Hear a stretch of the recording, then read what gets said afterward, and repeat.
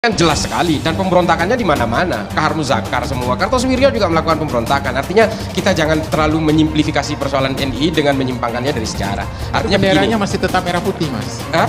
Oh iya, merah putih, tapi kan tetap ada bulan bintangnya, Pak, dan ingin menjadikan Indonesia sebagai negara Islam. Misalnya dihadirkan orang-orang NII yang ditangkap dan dituduh teroris ini, yang punya rencana untuk melengsarkan atau untuk melakukan kudeta terhadap Jokowi tahun 2024.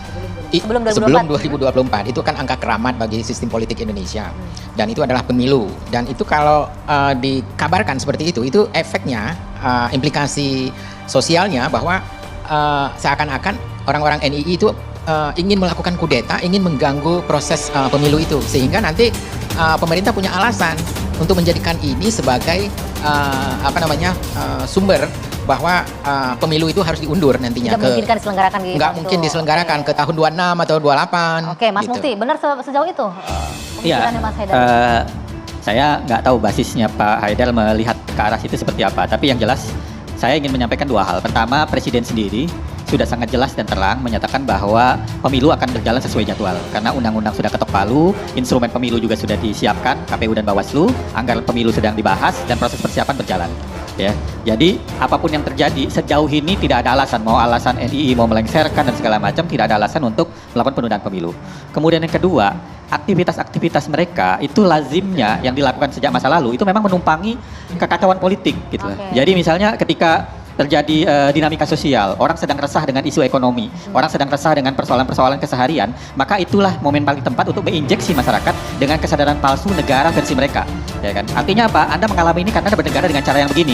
Kalau Anda bernegara dengan cara kami, itu nggak akan Anda alami. Nah, ini momen-momen yang biasa diisi. Itulah yang tadi kita lihat gerakan-gerakan ini mendapatkan momentum untuk masuk. Apalagi ada satu momen penting yang terjadi di Afghanistan. Taliban kembali berkuasa, ya kan? Taliban berkuasa. Kenapa dia berkuasa? Satu, karena rezim Hamid Karzai korup. Yang kedua, pemerintahan melemah, ya kan? Yang ketiga, infrastruktur sudah mereka siapkan. Ada orang di militer, ada orang di ASN dan segala macam, sehingga ketika Taliban merebut wilayah per wilayah dan kembali berkuasa, langsung jalan mesin pemerintahannya. Nah, itu yang menurut kami menjadi concern dari rekan-rekan Densus 88, sehingga mereka melakukan antisipasi. Dan sekali lagi, melihat gerakan NII bukan melihat satu kota, dua kota, tapi melihat secara utuh Indonesia sebagai sebuah wilayah. Baik, nah Bung Andre, tadi kalau kita dengarkan Mbak Mawar tadi berkenan untuk mencabut bayat, artinya memang ada mungkin, kita nggak tahu ya, proses hukum harus jalani, indikasi bahwa mereka memang ada beberapa yang terafiliasi dengan NII di wilayah Sumbar. Ya, kita tentu tidak menutup diri ya, kalau memang ada masyarakat yang terinfiltrasi, terpengaruh dari pengaruh luar dari Sumatera Barat, terpengaruh dari NII kan dari awal saya sudah sampaikan. Densus 88, BNPT, ayo bicara dengan Pemprov Sumbar, pemerintah kabupaten yang terlibat agar kita bersama-sama lakukan deradikalisasi. Kita membuka diri soal itu. Ajak MUI, ajak Elkam. Nah, saya sudah dengar dari Mas Islah tadi bahwa itu akan dilakukan. Dan sebelum berangkat juga saya baca keterangan dari Kesbangpol Kabupaten Darmas Raya, memang akan dilakukan penyantunan, akan dilakukan proses lah, dari pemerintah kepada orang-orang ini. Intinya itu, yang penting standing point saya jelas bahwa diskusi kita hari ini, pernyataan Mas Islah maupun Pak Mufti dan Pak Haidar jelas bahwa ini tidak ada sekali lagi stigmatisasi. Ya, masyarakat Minang, masyarakat yang moderat, kita masyarakat Minang, masyarakat yang cinta NKRI, ya, taat konstitusi, dan kami pemegang saham kemerdekaan Republik Indonesia, dan kami tidak mungkin menggulingkan pemerintah negara kesatuan Republik Indonesia yang sah. Itu clear dulu. Itu pesan saya mewakili masyarakat Minang dan juga sebagai ketua DPP IKM, ketua harian DPP IKM, dan juga anggota DPR RI yang menyampaikan aspirasi masyarakat Minang di forum ini. Ya, saya tambahkan, stigmatisasi ini tidak boleh terhadap masyarakat manapun. Artinya ketika terjadi penangkapan katakanlah di Jakarta, itu bukan berarti kita menstigma orang Jakarta, termasuk di provinsi yang lain. Jadi ini satu hal yang saya kira clear dalam perdebatan malam hari ini. Jadi tidak ada stigma manapun. Ini juga penting ya, kehati-hatian juru bicara untuk menyampaikan. Apalagi kalau kita baca tadi, ini adalah akan melengsarkan pemerintah sebelum pemilu, akhirnya diterjemahkan oleh Bang Haidar yang lain itu. Ini PR juga Mas Islah untuk kehati-hatian. Juru bicara suruh berhati-hati lagi depan. Sebelum ke Mas Islah, Bang Haidar, dengan dicabut bayat, apakah ini bisa menyelesaikan masalah ideologi dan pemahaman mereka? Sama sekali susah mencabut bayan itu. Ustaz Abu Bakar Basir juga nggak bisa mencabut bayan NII.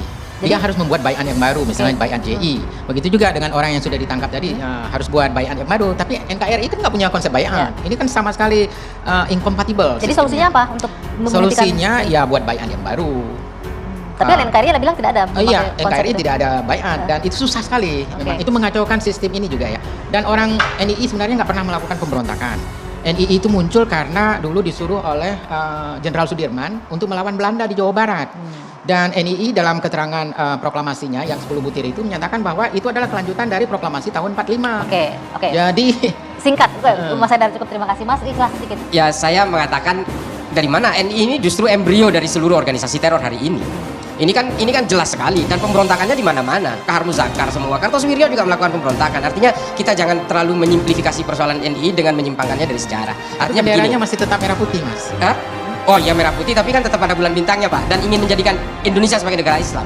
Ini absolutely false, nggak boleh. Ini negara ini harus tetap berada dalam naungan Pancasila. Ini udah kesepakatan founding father. Nggak bisa, Bang.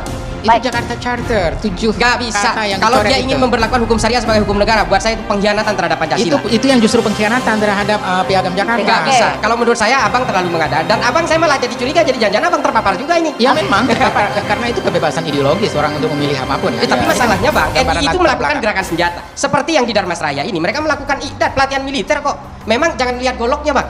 Tapi Mereka sudah aktivitas mengumpulkan pelatihan itu pandai ada. besi, dan pandai besi itu diminta untuk membuat golok. Bisa juga dia membuat senjata. Dia sudah mengumpulkan pandai besi. Dia sudah melakukan idat, latihan militer di tanah datar, di Payakumbuh, dan juga di Lembah Harau. Mereka melakukan itu, dan Oke. semuanya terbukti. Baik. Dan satu lagi, golok jangan dilihat terlalu simpel. Ini simbol perlawanan. Dulu pejuang kemerdekaan kita menggunakan bambu runcing loh, jangan salah. Tapi girohnya terbangun dari situ. Baik.